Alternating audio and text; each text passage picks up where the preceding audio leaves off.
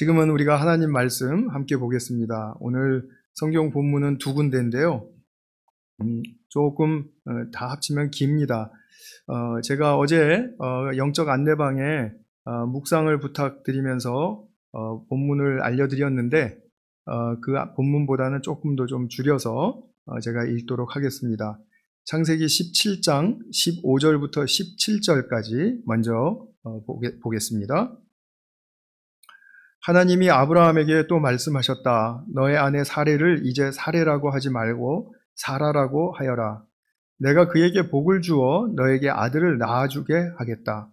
내가 너의 아내에게 복을 주어서 여러 민족의 어머니가 되게 하고 백성들을 다스리는 왕들이 그에게서 나오게 하겠다.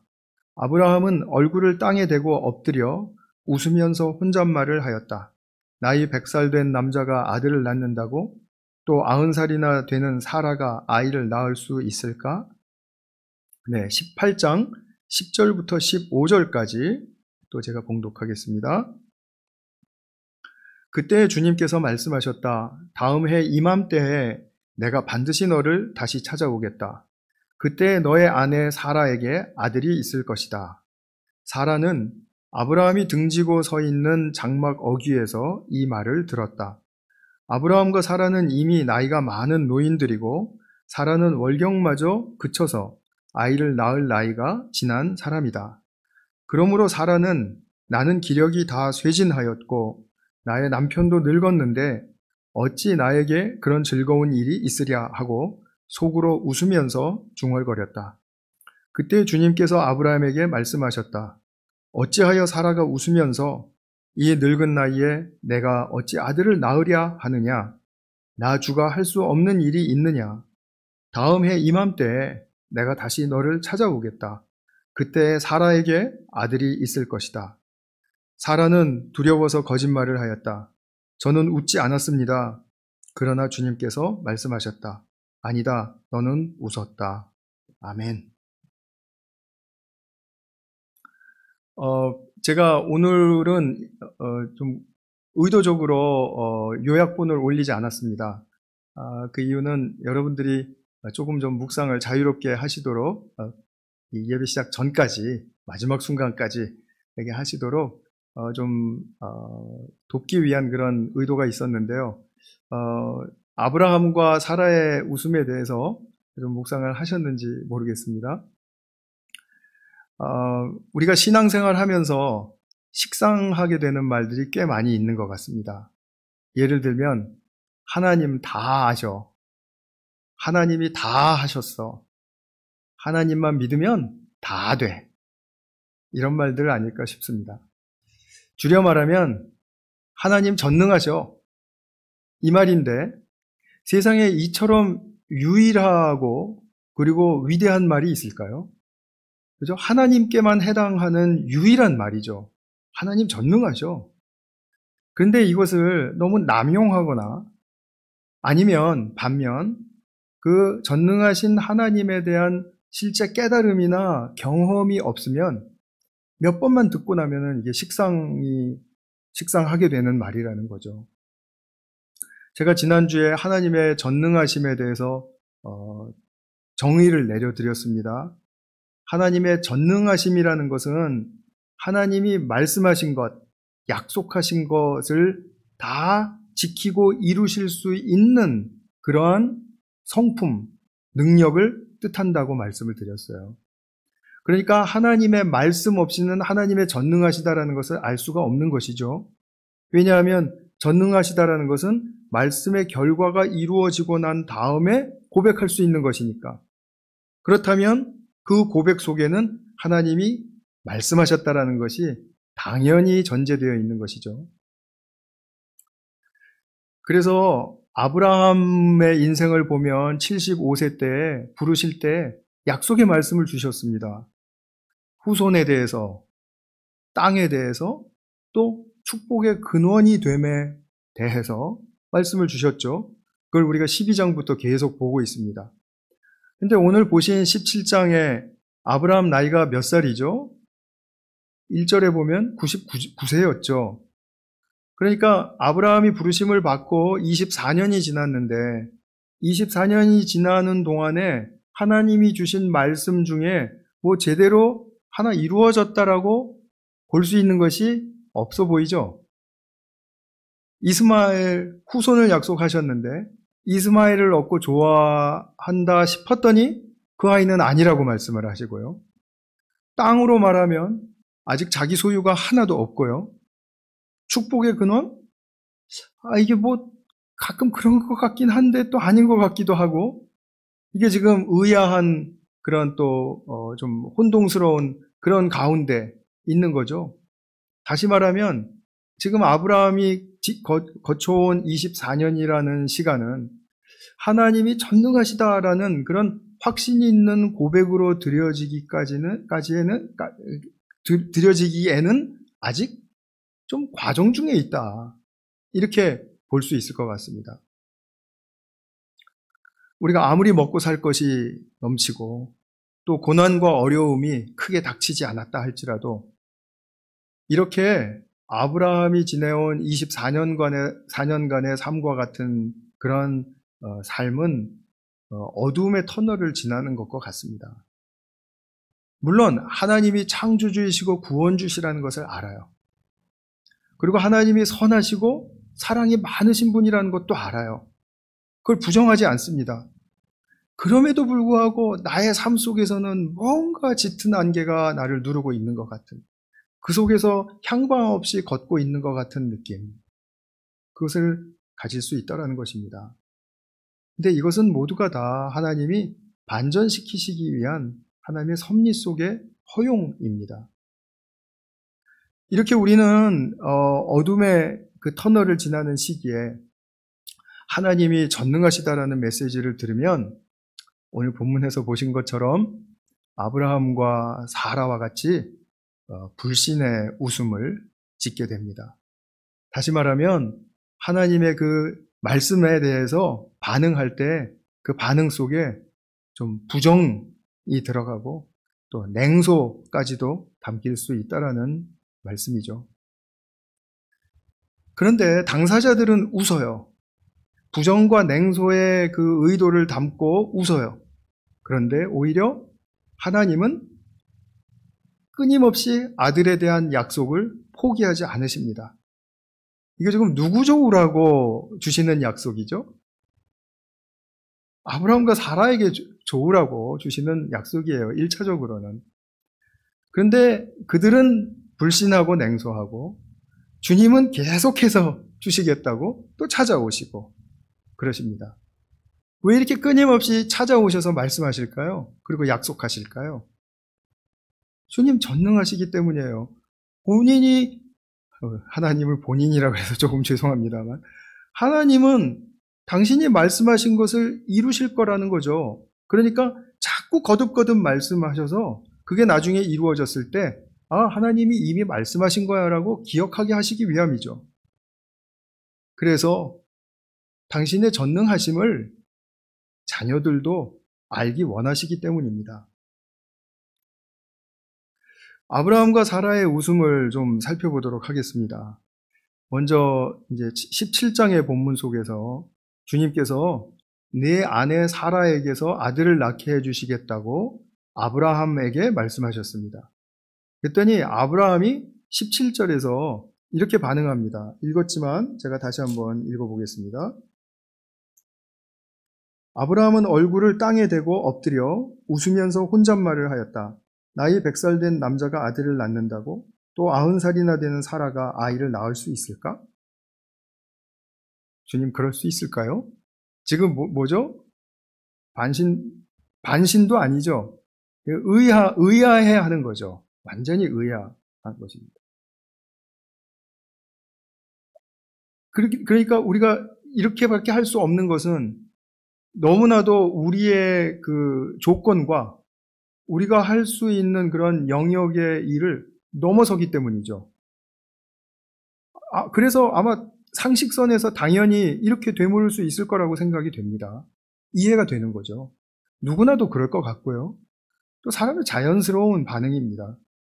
이 말은 하나님이 계획하고 진행하고 이루시려는 일이 인간의 차원과 범주를 넘어서기 때문에 하나님의 말씀에 대해서 부자연스럽게 느끼고 또 첫 반응은 부정적일 수밖에 없다라는 그런 뜻입니다. 이러한 인간의 한계 속에 갇혀서 하나님의 말씀에 대해서 의아하고 또 부정하는 그런 의미에서 아브라함이 피식 웃었습니다. 냉소적이었습니다. 그런데 사실 아브라함에게는 이런 인간의 그 제한된 조건을 또 별개로 하고 그 하나님의 말씀에 대해서 조금 거부하고 부정하는 그런 이유가 또 하나 있었습니다. 그것은 뭐냐 하면 이스마엘에 대한 애착입니다. 이스마엘을 너무 사랑했기 때문에 자기 가족에게 다시 상속자가 있을 거라고 안중에도 없었고 상상도 하지 않고 살았을 가능성이 높습니다. 왜냐하면 그 아들 너무 예쁘고 좋으니까요. 그래서 오히려 주님께서 말씀하시는 또 다른 상속자, 진짜 상속자에 대해서는 굉장히 거부하고 싶은 마음이 컸던 것이죠. 그래서 18절에 보면 이스마엘이나 하나님께서 주시는 복을 받으면서 살기를 바랍니다. 이렇게 말했다라는 거죠. 지난 13년간 이스마엘이 태어난 이후로 그 아들 기르면서 이 아들에게 정말 상속할, 자기의 모든 재산을 상속할 그런 계획으로 머릿속이 가득 차 있었어요. 그런데 또 아들을 주시겠다고 하니 이게 얼마나 자기 생각과 계획을 깨어버리는 말씀입니까? 또 사라를 통해 아들을 주시겠다라는 말씀에 그래서 동의하고 싶지 않았을 것이고 무엇보다도 또 늙은 나이를 봐서라도 가당치 않은 일이라고 여겼을 것입니다. 그래서 불신의 웃음을 짓는 것이죠. 그러나 우리가 결과적으로 다 이제 총체적으로 보면 이런 과정을 거쳐서 결국은 주님을 믿고 따르게 되죠. 그래서 믿음의 조상입니다. 그런데 이 믿음의 정상에 오를 때까지 지금 아브라함은 거쳐야 하는 협곡들이 있는 것이죠. 우리와 똑같습니다. 그러면서 반면에 아브라함은 할례를 받으라는 주님 말씀에는 실행했어요. 순종했습니다. 그런데 18장에서 천사들이 이제 오지 않았습니까? 17장과 18장 그 장면이 지금 바뀐 것입니다. 그래서 18장에서는 이제 천사들이 아브라함을 찾아왔는데 이제 그 천사들과 대화하고 또 중간중간에 보면 주님께서 말씀하셨다 하고 하는 그런 것이 나와서 이게 도대체 천사가 온 거야? 주님이 오신 거야? 이렇게 혼동스러운 분들이 있을 텐데 이거는 천사가 왔다라는 건 주님의 임재가 임했다라는 것이고요. 그 안에서 전해지는 대화는 하나님의 말씀이다라고 생각을 하시면 틀림없는 것입니다. 그냥 그런 어떤 종교 문화적인 배경을 이해하시면 되겠어요. 그래서 18장에서 천사들이 와서 이제 사라와 이제 대화를 나누게 되는데 사라와 대화를 나눌 때 이렇게 보면은 아브라함이 이미 사라를 통해서 아들을 주시겠다는 하나님의 말씀을 사라에게 전하지 않은 것 같아요. 그러니까 자기만 딱 품고 이거는 내 선에서 잘라버릴 말씀 이렇게 생각했던 것 같아요. 왜냐하면 아들에 대한 확신이 안 섰고 또 그게 싫으니까. 그래서 18장 10절을 보시면은 그 근거는 이렇습니다. 18장 10절에 보시면은 다음 해 이맘때에 다시 찾아올 때 사라에게 아들이 있을 것이다 라고 아브라함에게 말씀하셔요. 그렇게 아브라함에게 말씀하시는 것을 사라가 장막 어귀에서 들었습니다. 다시 한번요. 하나님이 아브라함에게 말씀하시는 것을 사라가 장막 어귀에서 들었어요. 그러고 나서 사라의 반응을 창세기 저자가 우리에게 알려주는데 12절에 이렇게 나옵니다. 그러므로 사라는 나는 기력이 다 쇠진하였고 나의 남편도 늙었는데 어찌 나에게 그런 즐거운 일이 있으랴 하고 속으로 웃으면서 중얼거렸다. 이거 불가능한 일인데 이거. 그렇게 생각을 했다라는 거죠. 그래서 사라의 그 불신의 웃음을 보신 주님이 사라에게 직접 말씀하시지 않고 아브라함을 질책하십니다. 아브라함을. 13절, 14절 보세요. 그때 주님께서 아브라함에게 말씀하셨다. 어찌하여 사라가 웃으면서 이 늙은 나이에 내가 어찌 아들을 낳으랴 하느냐? 너 내가 말한 거 안전한 거 맞지? 딱 나오죠.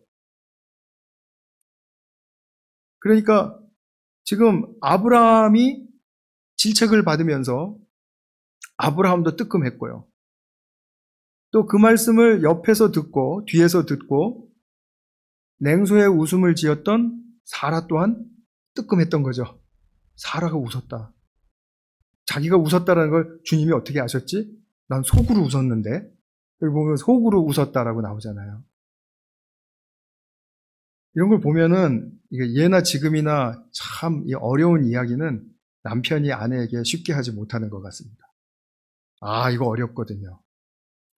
저도 좀 많았습니다. 그런 실수.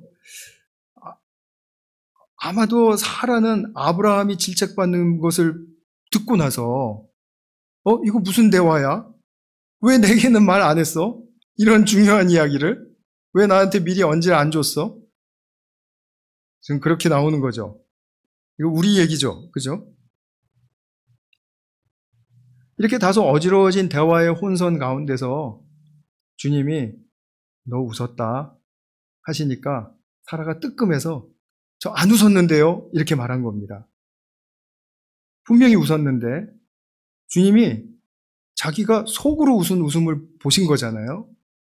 그러니까 자기 속을 환하게 들여다보고 계신 것을 알게 되니까 그 들킨 상황이 너무 두려워서 갑자기 두려워서 나온 말이죠.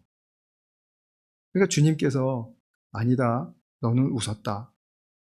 이 말씀은 사라를 꾸짖고 사라와 함께 시비를 가리자는 말씀이 아닙니다. 이 말씀은 주님이 이제 사라의 속까지도 알고 계시며 그리고 사라에게 약속하신 아들을 주겠다라는 그 기쁜 소식을 받아들일 수 있는 준비를 시키시는 그런 말씀이에요. 그런 의도가 주님께 있는 것입니다. 그래서 사라는 아마 자신이 웃었던 것을 철회하지 않았을까 싶습니다. 우리가 사라의 속을 들여다보시는 하나님에 대해서 우리 좀 이 설교 후반부에서 좀 다루어 보도록 하겠습니다. 사라의 심정이 어떠했을까? 이거 한마디로 표현하기가 참 어렵습니다. 그녀의 정황과 처지를 이제 지난날의 그 날들을 이제 돌이키면서 생각해 보면 정말 참 특별히 잘못한 건 없겠지만 하갈에게 하갈을 남편에게 내주었던 거 그런 거 있긴 했죠. 그러나 사라는 대체적으로 보면 굉장히 준수하고 착한 여인이었던 것 같아요. 남편이 막 자기를 판다 그랬다 그래도 성경에 보면은 바가지를 긁었다 이런 말씀이 없죠. 그런데 16장에 들어와서 아브라함이 이제 아기를 임신한 여종, 아브라함의 아기를 임신한 여종 이제 하갈을 쫓아냈죠. 근데 그 반전이 크게 일어났죠. 우리 16장에서 보았습니다. 그 반전은 무엇이었습니까? 하갈이 그렇게 지치고 또 기진맥진해서 주저앉아 있었던 광야 샘터에서 하갈을 불쌍히 보시는 하나님이 나타나셔서 살피시고 또 용기를 주시고 새 힘을 주셨던 그런 하나님으로 인해서 일어난 반전이었죠. 그래서 하갈은 용기를 얻을 수 있었고 자기 그 여종의 자리로 자진해서 돌아왔던 것이 아니었습니까? 하갈이 돌아왔을 때 사라가 사뭇 놀랐을 것입니다. 나는 아직 이렇게 하나님의 음성을 듣거나 또는 만난 적이 없는데 이 하찮은 계집 여종 하갈이 하나님을 만나더니 이렇게 변화된단 말이야? 아마도 사라는 하갈의 그 자유로움을 보았을 것이고 그 내면 깊이 있는 평온함을 보았을 것이고 또 자기 경험을 말할 수 있는 그런 영적인 통찰이 있다라는 것을 보았을 것이고요.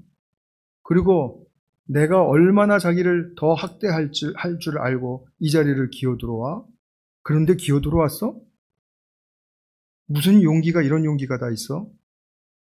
이런 용기 같은 그 하갈의 내적인 모습이 자기보다 한 수 위인 것처럼 느껴졌을 거예요.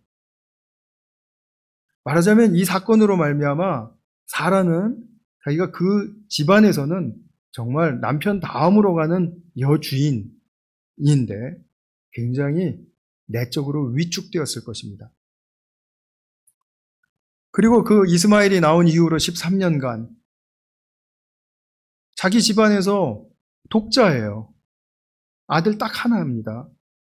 그런데 아브라함 자기 남편은 이 아이가 이제 상속자가 되었으니까 그냥 애지중지 그냥 뭐 모든 사랑과 모든 애정을 퍼붓는 것이죠. 그러면서 그 아들을 좋아하고 웃고 그리고 막 기뻐하고 하는 그런 모습을 보고 있으면 사라는 그 모습을 보고 얼마나 불안했을까요? 왜 불안합니까? 혹시라도 남편이 먼저 죽으면 자기가 이 세상에 홀로 남겨질 텐데 그러면 이 집안에 하갈의 위상이 어떻게 되죠? 상속자의 어머니잖아요. 높아지는 거죠. 자기는 뒷방신세 되는 거죠. 외롭고 처량해질 그 미래의 모습을 상상하니까 이게 엄청나게 자기 삶에 대한 한탄이 일어나는 것이죠. 그러니 16장에서 하갈을 아브라함에게 준 자기가 계획하고 실행한 그 결과가 이렇게 지금 빚어지고 있으니까 얼마나 그 사건을 후회했을 것이며 얼마나 자신을 비하하고 자책했겠습니까? 내가 그때 왜 그랬지 도대체? 내가 왜? 그러고선도 한 지붕 아래에서 매일 만나야 하는 하갈과 이스마엘, 그리고 자나깨나 그냥 아들 뒤치다꺼리 해주고 사랑하는 남편의 뒷모습을 볼 때마다 그 심정이 이해가 되시지 않습니까? 그런데 자기가 90세가 되어서 경수가 끊어진 상태인데도 주님이 오셔서 아들을 낳게 될 것이라는 말을 들었을 때 참 너무 기가 막힌 것이죠. 요즘 말로 그냥 네. 뭐 그러는 거죠.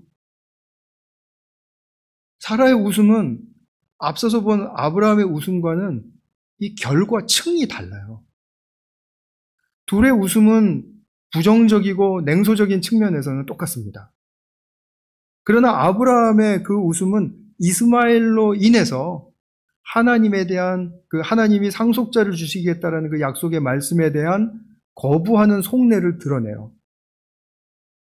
반면 사라의 웃음은 지난 10수년간 매일 몸소 겪었던 하갈에 대한 영적인 열등감, 아기를 못 낳는 여인으로서의 무능함, 미래 남편이 먼저 죽으면 닥칠 자기 위상의 격하에 대한 두려움, 이스마엘에게 흠뻑 빠진 남편에 대한 그 한탄, 이런 자신이 너무 애처롭고 자기 인생의 탈출구가 보이지 않기 때문에 매일 겪어야 하는 절망. 그러니까 이 여인에게는 그냥 해가 떴으니 살아야 때워야 할 날이지 이게 살아내야 할 생명의 날들이 아닌 것이죠. 엄청나게 무기력한 삶을 살 수밖에 없는 것이죠.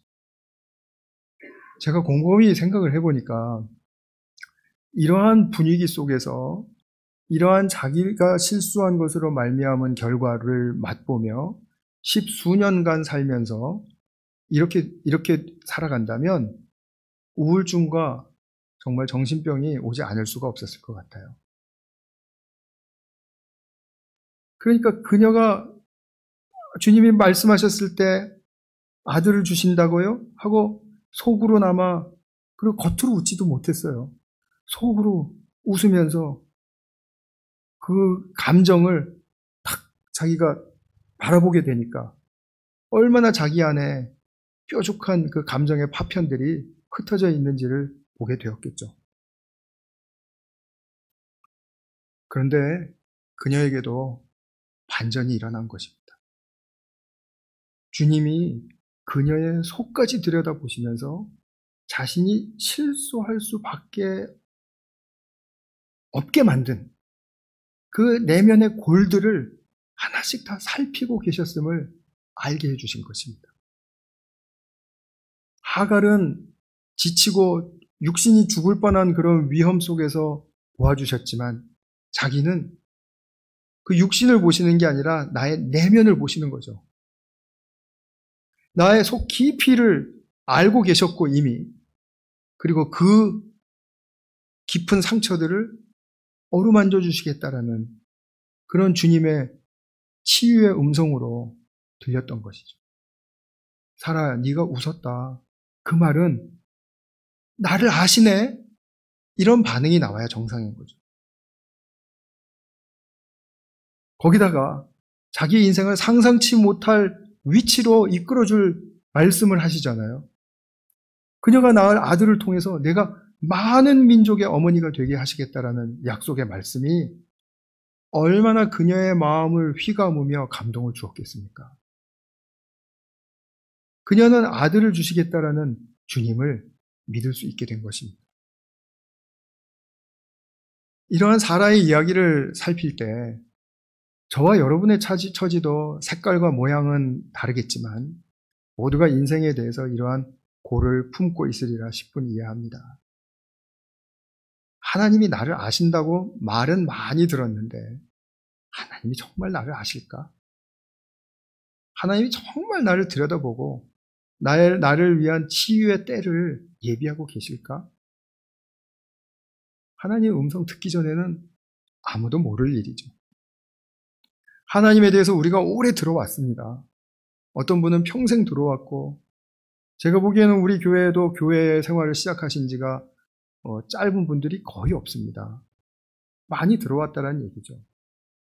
그런데 옆에서 다른 사람이 주님 만났다고 좋아하고 기뻐할 때, 하갈처럼 난 왜 못 만나지? 왜 난 아직도 이렇게 내 삶은 짓눌려 있는 것 같고 그리고 향방이 없는 것 같지? 왜 나는 이렇게 점점 더 불안해지지?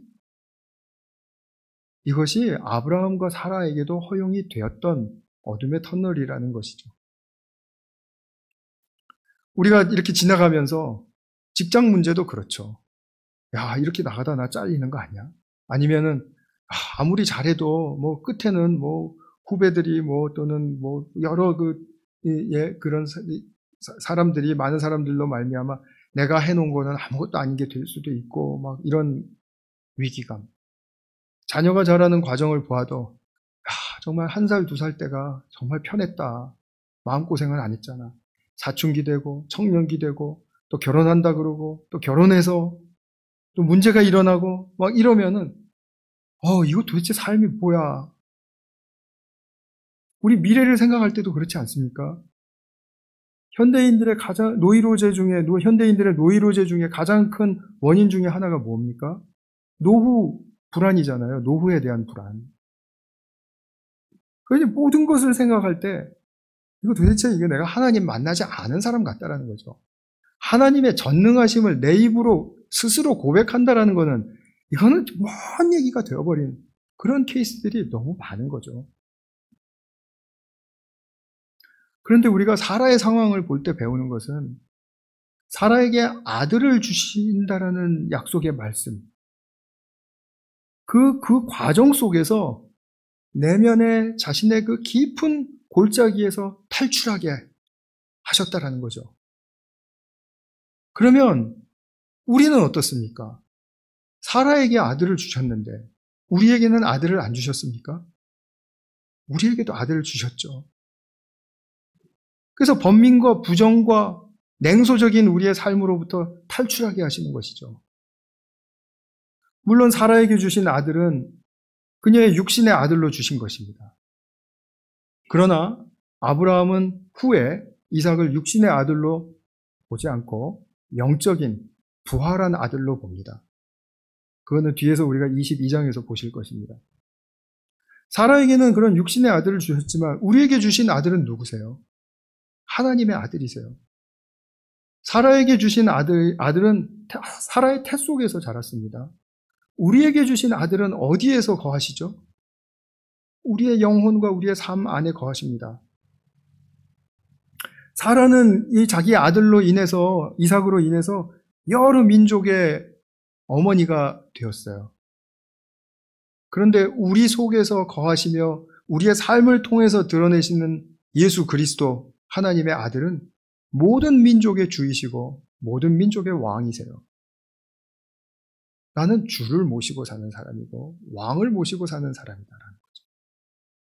더 우리가 도약해서 이야기한다면 우리는 왕을 대리해서 사는 사람이라는 거죠. 우리가 창조 언약에서부터 그거 배우신 거죠. 우리는 하나님의 대리 통치자다. 이것이 사라가 자신의 신앙을 도약할 수 있었던 기회가 되었고, 우리에게는 하나님의 아들을 주신 것이 삶을 도약할 수 있는 기회가 되는 거죠. 그래서 하나님의 유업의 축복으로 우리 모두가 다 들어가는 거죠. 우리 모두가 다 그러한 것입니다. 말씀을 맺겠습니다.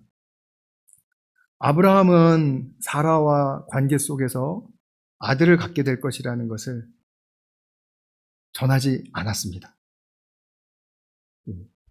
사라는 모르고 있는 게 차라리 낫다, 이렇게 생각했던 것 같아요. 그런데 그 소식을 결국 누가 전하십니까? 주님이 오셔서 전하셨어요. 그래서 그 소식을 듣고, 직접 듣고 나를 살피시는 그 하나님으로 말미암아 삶이 소생하는 것입니다. 그리고 새로워지는 것이죠. 이렇게 새로워지는 사라의 영적 축복을 한번 바라보시고 가늠하시고 그리고 같이 동참해 보시기 바랍니다. 그리고 아들을 주시는 하나님은 전능하신 분이세요. 우리에게 예수 그리스도를 주신 하나님, 전능하신 분이십니다. 왜냐하면 아들을 주시겠다는 약속을 창세기에서부터 하셨고 분명히 그 약속을 이루셨기 때문에, 말씀을 성취하셨기 때문에 분명히 그분은 전능하신 분이세요. 이제 전능하심에 대한 이 자각이 우리에게 남아있는 것이죠. 그래서 전능하신 그분의 손에 의지할 때 열리는 유업의 축복의 세계가 정말 우리 모두에게 부요하고 풍요롭게 펼쳐지기를 간절히 축원합니다. 같이 기도하겠습니다. 사랑하는 아버지 하나님, 아브라함이 사라와의 관계 속에서 못다한 것을 주님께서 직접 찾아와 주셔서 사라에게 말씀해 주시니까 사라는 정말 하나님의 그 하나님 되심을 깨닫고, 그리고 주님 앞에 정말 더 도약하며 나아갈 수 있었던 그런 이야기를 오늘 우리가 살펴보았습니다. 정말 그 이 가운데 주님이 부어주시는 유업의 축복의 세계가 어떻게 펼쳐졌을지 앞으로 우리가 그것을 기대하며 또 보기를 간절히 소망합니다. 우리의 삶에도 주님께서 찾아와 주셔서 아들을 주신 그 사랑과 또 그 사랑의 약속을 성취하신 것을 우리가 바라보면서 정말 하나님의 앞에 우리가 고백할 수 있는 전능하신 하나님임을 정말 올려드릴 수 있도록 도와주시고 이끌어 주시옵소서. 함께하여 주신 은혜를 감사드리며 예수님의 이름으로 기도하였습니다. 아멘.